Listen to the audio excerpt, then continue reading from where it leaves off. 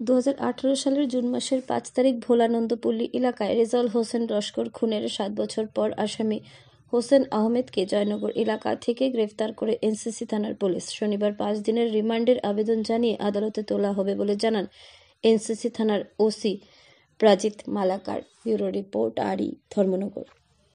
মাস নাগাদ আমাদের ভোলানন্দপল্লী এরিয়াতে দুজন রাজমিস্ত্রি, তাদের বাড়ি আসাম করিমগঞ্জে, তারা এখানে থেকে কাজ করতো। তো একদিন সকালবেলা বাড়ির মালিক ওদের নক করে গিয়ে দেখে যে একজন মিস্ত্রি নেই এবং আরেকজনের গলা কাটা অবস্থায় ঘরের রুমে রক্তাক্ত অবস্থায় পড়ে রয়েছে।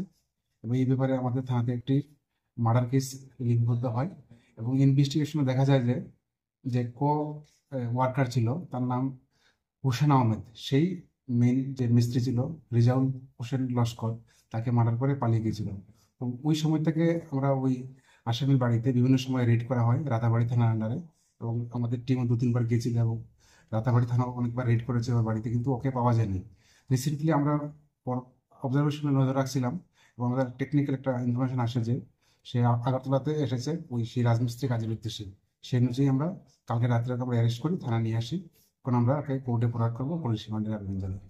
তাহলে আসামির নামটা কি? নাম হোসেন আহমেদ, বয়স 25, বাবার নাম আসকার আলী, আসামের রাতাবাড়ি এলাকায় বাড়ি। আর যাকে মারা হয়েছে তার নামটা? নাম রেজাউল হোসেন লস্কর, তার বাড়ি করিমগঞ্জের সোনাই এলাকায়। আসামিকে কি আজকে কোর্টে তোলা হবে? আজকে কোর্টে তোলা হবে, আমরা পুলিশ রিমান্ডে আদালতে প্রেরণ করবো। কতদিনের পুলিশ রিমান্ড? 5 দিনে পুলিশ রিমান্ড চাবো।